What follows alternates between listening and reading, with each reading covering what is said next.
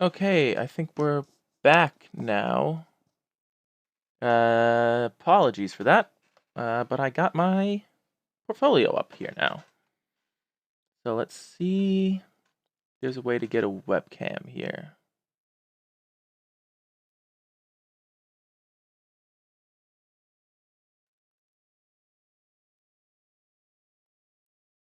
I think if I just click this.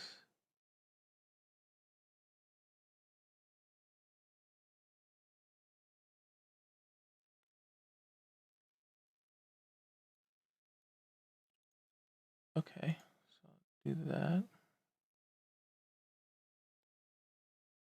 Wait, what? It said it wouldn't. What? Oh my god, are you serious? This is so annoying.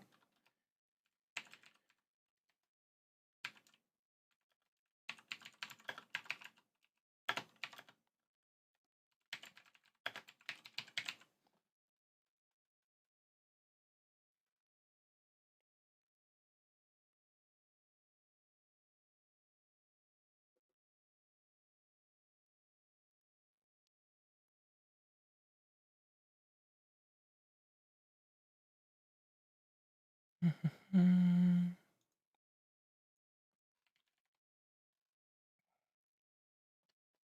gonna see if this is.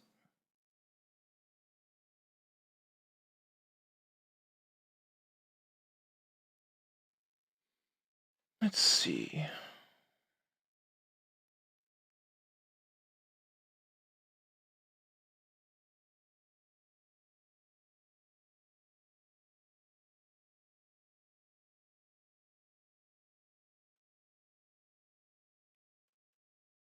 Why is this not working for me?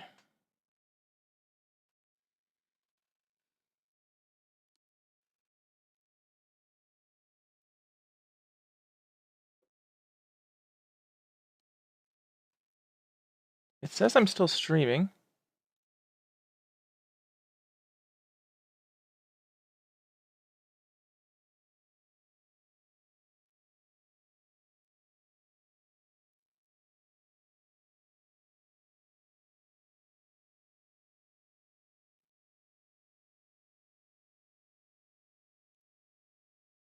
I don't know why. Oh, there we go. Oh, I am still live. Okay. Sorry about that. I just had a bit of an issue that I thought, and then I realized I didn't. Sorry. Um, so good question, Jay, actually. Um, I don't know. I've had an interest in dinosaurs, I guess, for as long as I can remember really now. Um, I've I had a dinosaur toy that my parents brought back from me from a trip I think they took to Calgary or something. And I still have that toy amongst the hundreds of other dinosaur toys I still own and I'm trying to sort through. But I still have that one, and that kind of you know, started the spark, I guess, a little bit on uh my love for dinosaurs, and that kind of just uh, snowballed out of proportion, I guess. Um, I don't know. I've always liked lizards and stuff. They're kind of cool. And I don't know. This ancient world filled with giant monsters has always had a really cool interest in me. It's the same reason why I love dragons. It's the same reason why I love like cryptids and stuff. Just monsters are really cool. And I think yeah, the dinosaurs really did that for me.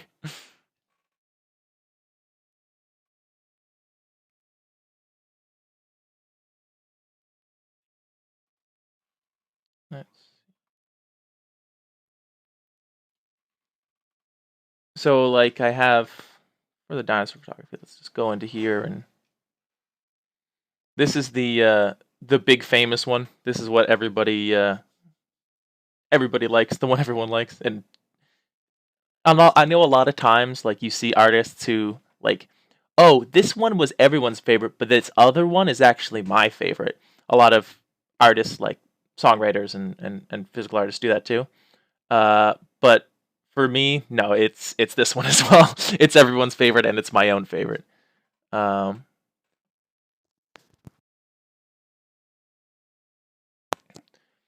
um, and then this is one of my most recent ones as well. This is the one I just did, just finished up. This one and this one were my two most recent ones. As you can tell, they're the only ones with the snow. These are the only ones I didn't over the winter. And yeah, it was. It's hard to see if I wanted to go for a more serene look and see if I could try to take some of the gray out there, but I decided to go with a more genuine City of St. John's middle of winter look. So, but here looks really nice. I think that the white snow here looks really good. The half melted look. Um, that's a good question, Jay. It started with this one. So there is a person who I follow on Instagram who he does dinosaur photography with the same toys, with the same little Popo figures as I do. He uses a lot of different other ones like Schlein toys, and he uses Safari LTD toys. But I like the Popo ones because they have a lot of detail in them. I actually have three shelves upstairs chocked full of these dinosaur figures. And he uses them and he makes them look like they're massive. He makes them look real. And it's, for me at least, it's without having to go into much photoshopping and much digital work or like illustration work. It's the closest that anybody's gotten to actually photographing dinosaurs. His name is Prehistoric Pat on Instagram. Highly, highly recommend him. He and his work inspired me to go do some of that work as well. And so I went around places around Torbay and around St. John's, just taking photos of dinosaurs kind of like down in the dirt and in the grass and in the rocks, and trying to make them look as if they were big. And I succeeded to extent on certain ones. Like the banner profile, the picture of my banner. The full picture of this is it does look pretty realistic, and I'm pleased with how it turned out. But while I was doing one of them, that picture was up on Signal Hill as well. I had the bag full of dinosaurs in my bag. I decided, what if I could take a dinosaur and kind of Photoshop it to look like it's next to Cabot Tower, just because I thought it would be like a fun little, idea to try to do. And a lot of people, I guess, compare my work to Kyle Callahan, who once again is incredible. And I think, and I was familiar with his work at the time, but I wasn't really thinking about it. It kind of just came to me, and looking back on it, it's like, yeah, our work is very similar. But this was something that I kind of just it came to me, and so I decided to try to take a couple pictures. This one here was one of the first ones I did, and it actually was one of the only ones I did differently than all the others. All the other ones I held them up. This one I took a picture of the acro at a different location, but I make sure I got the same angle to get the lighting right. So it's actually down a bit on that road. It's like down here. There's like a little platform. There's like a little column with like a flat top. So I put it on that and kind of photographed it at the same angle as I photographed the thing. So it's same lighting, time of day, same angle, but not the exact same location as what you see, which is what it is with my other ones. And so basically then just simple Photoshop work, cut it out and put it behind Cabot Tower. And this one was easy because there needed to be no shadows. There was no shadows of him needed to be on the ground. There was no shadows cast by things in the foreground onto him because the lighting is moving this way. So the shadow of Cabot Tower would be on his tail, the part of the tail that's obstructed by Cabot Tower. So it was super, super easy. And this one was super simple. And I did this, and everyone was like blown away by it. So I decided, hey, why not, keep this going? So the next one I did, I think, yes, the next one I did was this one. Now, this one, I went from the easiest one that I've ever done to the hardest one I've ever done. And basically every other one, well, that's a lie. This one was probably harder, but I'll get to that in a minute. This one I worked on for a while, and I had assistance from my classmates with a little bit of help on it. So first of all, this was one of the first ones that I tried where I basically where I held the dinosaur is where I ended up putting the dinosaur. So what I would do, little trade secret here for everybody watching. You'll notice every dinosaur except for this one, which is why this one was harder. Actually, even this one is slightly obscured. Is obscured at some point. This one is behind this. This one's feet are behind it. This one is behind here. Every dinosaur's the bottom of his feet are obstructed behind the car. They all have an obstruction to them because that's where I'm holding them. So basically, I set the camera up on the tripod, I take the picture of where I want it to be, then I hold it up and position it where I want it to be in the frame, and then take the picture. And now it takes a couple times to get that right, and so I'll sometimes have to try a couple times just to get it right. But eventually, I'll get it, and I go scan through the ones that I like. So, for example, this one, I took like 5 or 6 of this photo. And then this one was a bit more challenging because I had to put it in, obviously. Cut out the foreground, cut out the background, put the dinosaur in between. And then cut out all the scene around the dinosaur. Now, for this one was a bit harder because I needed the flags to be have shadow on the dinosaur. So I had to do a little bit of Photoshop manipulation there to add the flag shadows in. I had to add the shadow of him in on the ground over here and the tip of his tail over here. And then I thought I was done. And to me, it looked done. And I sent it to the group chat for our graphic design class because I know that everyone in there would be able to help me if I needed to. And Monica pointed out, that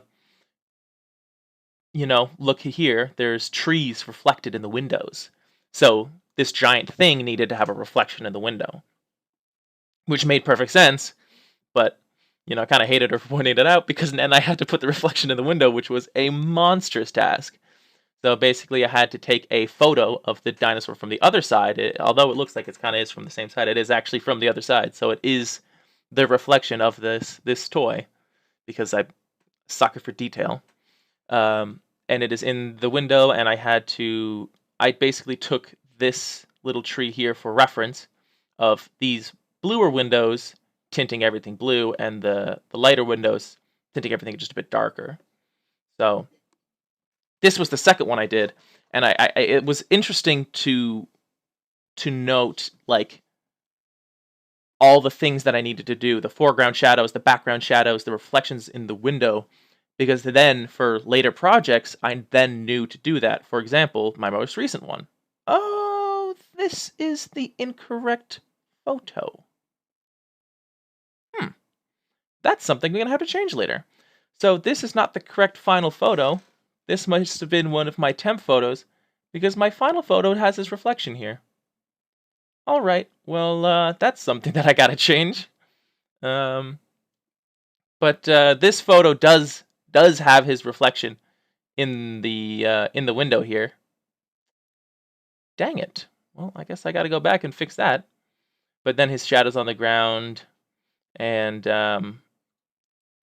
the this is a bit darker here because the hill would cast a slight shadow on him, obstructing the light. And he was supposed to have a reflection in this window.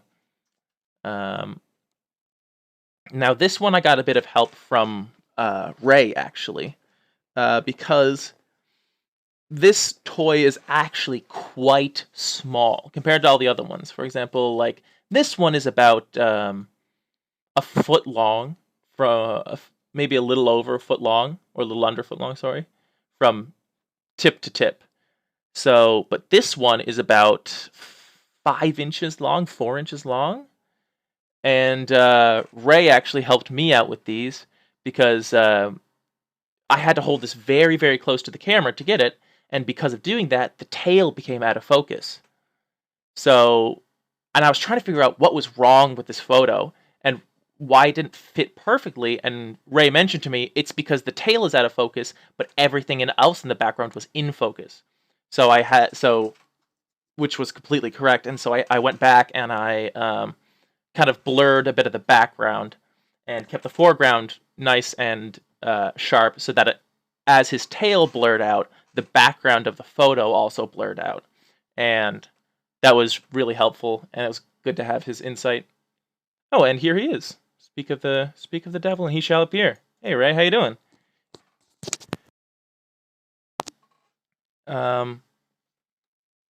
Yeah, and so a lot of these are a lot of the same. It's a lot of just a lot of, simple crop it in, put a shadow in, call it a day. That's what this one was. This one had a technical challenge of it was a very, very cloudy day at Cave Spear, but I needed this to hand into the printers that day.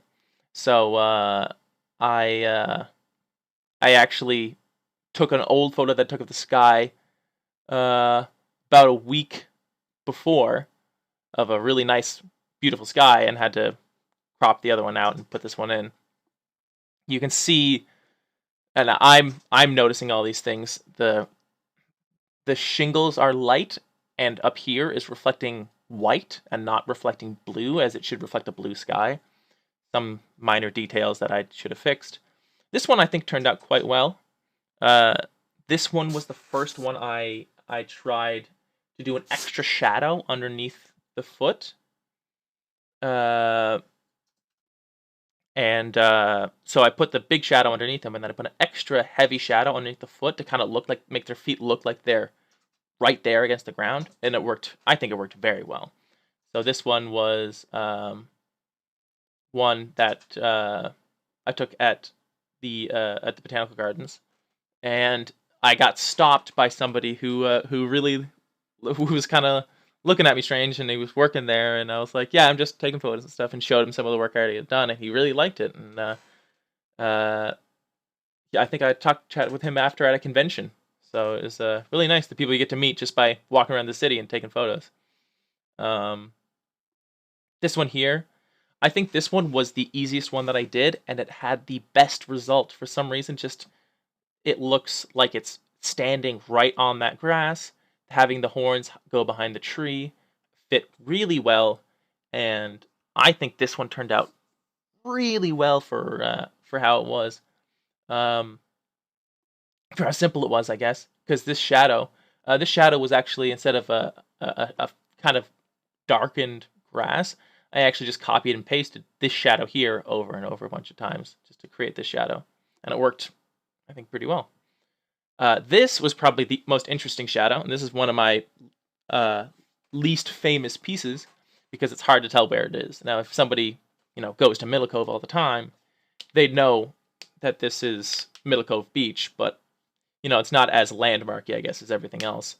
I get to keep the sign there, made sure that the sign that said Middle Cove Beach was there, but ended up kind of falling into obscurity. But this one I thought was interesting because this shadow here would seem to be very difficult to achieve, but it was actually kind of interesting. So I took the photo of the people at the beach. I took the photo of where I wanted to place the dinosaur, and then I set up a quick timer and ran over and stood there myself and snapped that photo. And what that did was that gave me this shadow here that I could then just, once I was finished with putting the dinosaur in, I could just put that little section of a shadow of me in there. So, and it works really well because the grass obscures it properly, like it should, because it's an actual shadow. And I think it's, I don't know, it's kind of just a fun little technique that if I'm ever doing small dinosaurs again, like this one or the raptors here at Mun, is a technique I'll probably be using again of just, you know, maybe just holding up a jacket just to look like a big raptor. And it worked pretty well. And I think I kind of like the way that worked out. So I'm going to try to do that again for later ones. This one here was difficult because putting the shadows in just was a bit of a tricky one for this one. This was one of my first ones as well, so it was a fun one to learn how shadows worked and how how the head's farther away. It's a more faint shadow than the parts that are close to the ground. I'm probably gonna end up redoing this one because I'm not perfectly happy with it, but it people seem to like it because people who go to Mun often, they recognize this little walkway path, they recognize the QE, and so this one was a pretty popular one as well. Let's see. I don't think, yeah, I think that's actually all of them.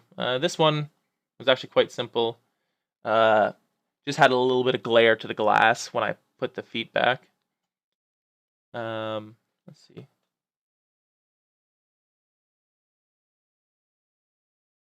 Thank you, Ray. I'm hoping to stay into the effects, so I'm hoping that this work kind of displays it well. Displays good problem solving as well. This one was one of the hardest. Well, not really one of the hardest. It had its own technical challenges to it. So I went there to shoot this, and I went there to shoot this, and it was late in the day. And so if you go here late in the day, you'll notice that the sun is actually on the other side of these houses, so the shadow was casting forward. And when I went there, I took a couple pictures, and there was a car right where that red car is. And it didn't look well because I didn't have a way to put in shadows, so it kind of would just look kind of bland. So I was like, you know what, I'll drop this for now, and I'll come back tomorrow earlier when the sun's on the other side, so it'd be casting a shadow onto the buildings. So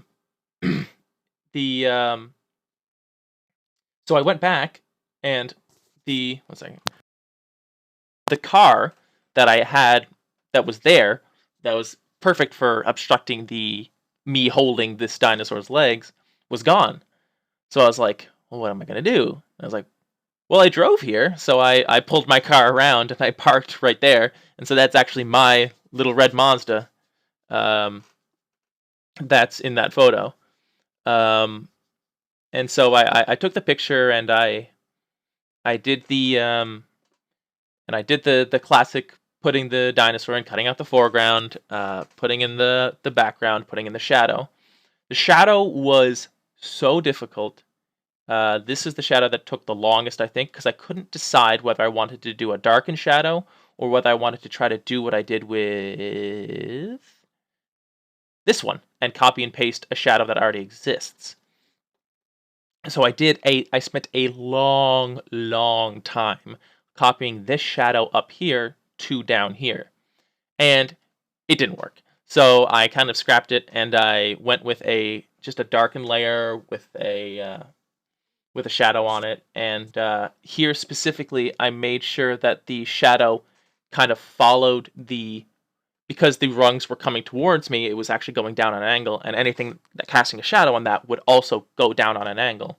So the shadow actually ended up having to go down this, which I think actually works really well in the favor of trying to make this look realistic, because you know, if when it doesn't match up with a shadow, you kind of like, well, what's wrong with it? And then but if you realize that that thing's already coming out, then you don't really notice it. The other challenge was this right here, being able to see the leg through the window. And so I tried a bunch of different things, trying to make the leg look right with the reflection, and ended up completely scrapping it. And I just cut out the window of my car and completely rebuilt this reflection. So this reflection and this little piece of the inside of my car and everything is completely fake. It's just stuff I put back in afterwards, and I am super pleased with how it turned out.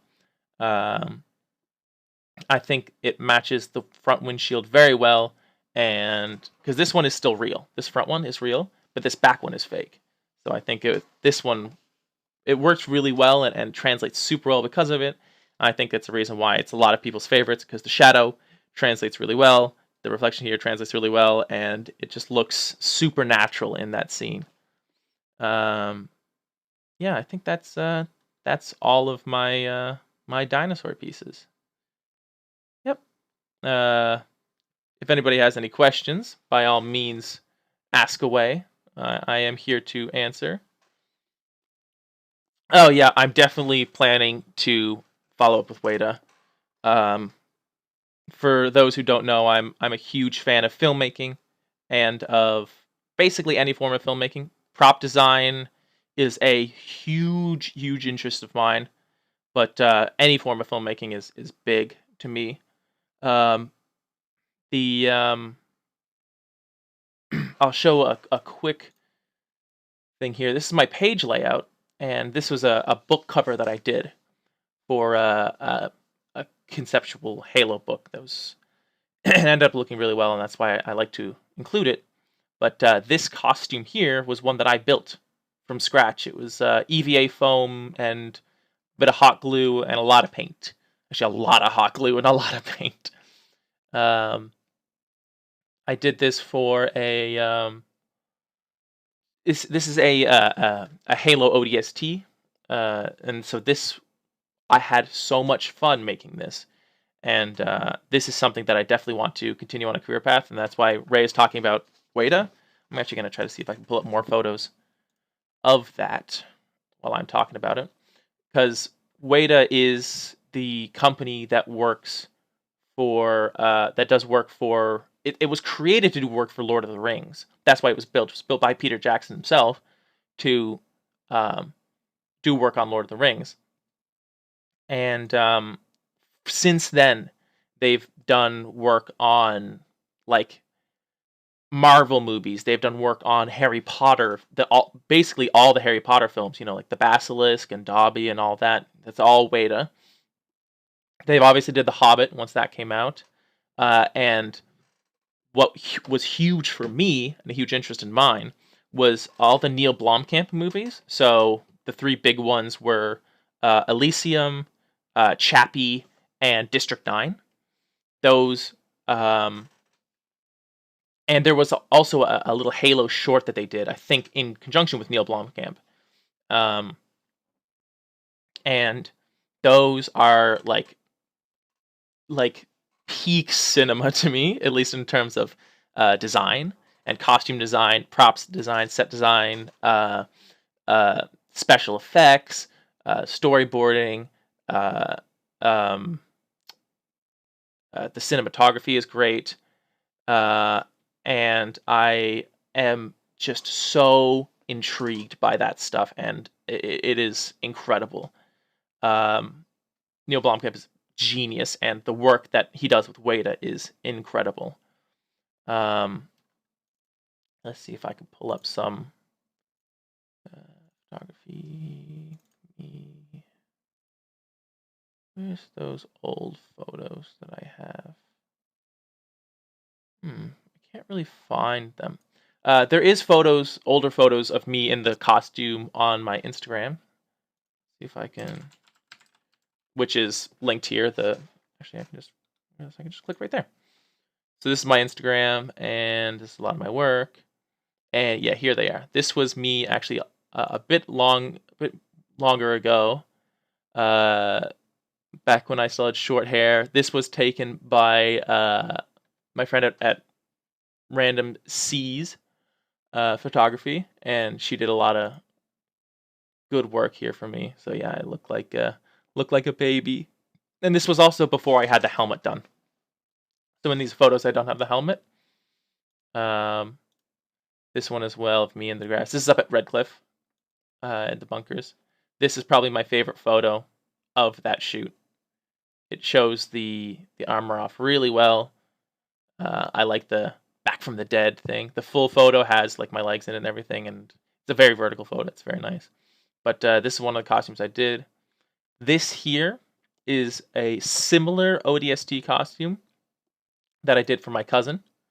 It's me working on it there. So this was me after it was built. I actually was painting it. I don't know, I was masking off the parts. Learned some things. Definitely got to wait for the paint dry before you mask. But it actually ended up working really well because I painted it all. It was a light gray, and then I painted it all a dark gray, and then I taped all the dark gray spots, and then left all the spots that I wanted to be red. So then I sprayed it all red, and then when I pulled it off, some of the dark gray paint came with it, and I was like, oh no, it's ruined. I'm pulling off some of the paint. As I finished pulling off all the paint, it actually looked really well. It made this texture, this kind of like gray on gray camouflage texture that I think worked super well. And so something that came from a mistake ended up being, a good design choice. And now that's something that I can replicate in the future. This is another costume that I created. This is Sero from My Hero Academia. I am a bit of an anime fan, and he's an underrated character from the show. I think the helmet's a bit too big, but at the same time, anime proportions are kind of weird, and it's hard to get correct. See if I can pull up. Yeah, here he is. So this was one of the reference photos that I took off. So this was his little white suit with the gray straps, big white boots, the big tape dispenser style things, and he has these weird elbows, as you can see, that shoot tape out of them. So this was basically the one that I took the most inspiration from. This is a helmet here, and yeah, this was what I created from it. Yeah, it's so that's a lot of my costume design work. These are other characters from the show that I walked around the convention and took photos with. Overall, it was a fun day. But yeah, costume designing is something that's really like a big interest in mine. Currently working on 2 costumes, I think, for myself. One is for airsoft, and one was for is for just conventions and stuff. Looks like I only got a few minutes here left. Hope Productions. Yeah, that is something that I was definitely interested in. Is I've been told about Pope Productions. I actually know somebody who works with Pope Productions, I'm pretty sure. So I was gonna reach out to her once all of this was over. Quickly gonna go through my photography. This was my friend Reed when I was at George Brown. He helped me with a bunch of photography stuff. I love the Battlefield style lighting. This, for me, I'm very video game savvy when it comes to my terminology. Yeah, here it. Yeah, I'm very Battlefield style when it comes to my lighting. So, you can see heavy oranges and blues, and if you see any big budget action movie. They're all heavy in oranges and blues. So I decided to just do a picture heavy in oranges and blues, and then basically crank the saturation to try to get that blue to pop a little more, and you get those nice blue highlights with the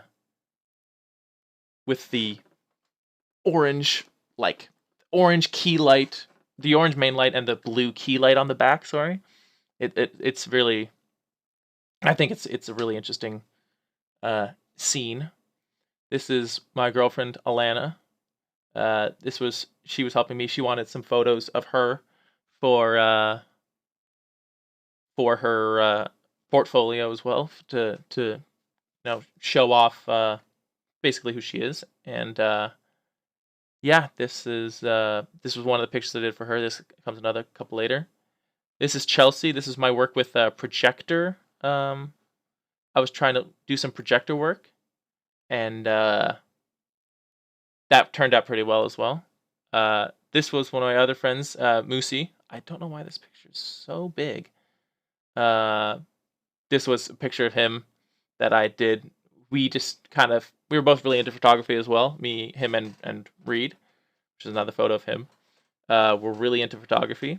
And so all three of us would just go up to the photography room and grab the cameras and kind of just do some photography of each other. Sometimes we'd bring in props and stuff. As you see, this is part of the armor that I made. This is more my airsoft gear. And we kind of just have some fun in the room. This is another shot I did with the blue and orange lighting. It's hard to tell, but there is some orange kind of in the distance. So you can see that's where that light there is coming from, and that's where that little orange blob is coming from. And this is another one of Alana. This one is one of her favorites and one of my favorites. We actually had this printed off. It's another one of Chelsea that we did. I kind of like the graininess of it. And I think that's it for that. Yeah, just trying to find a way to show off my work a little better, I guess, Jay, than people having to go to my portfolio site, which if you are interested in, behance.net/Michael Collis. You can see all this work there. I have a lot more work here. I have some product photography, some illustrations, landscape photography, some videography that I still need to do some more work on, but I'm really hoping to perfect that stuff. And it is 3 o'clock now, so that is my time. I will be back here 11 o'clock on Friday. And if anybody would have any questions, feel free to message me on Instagram or email me. All my contact information is on my Instagram. And or send me a message on Facebook. My Facebook is also linked here. So thank you guys for tuning in, and I'll hopefully see you guys Friday at 11. Thanks. Bye.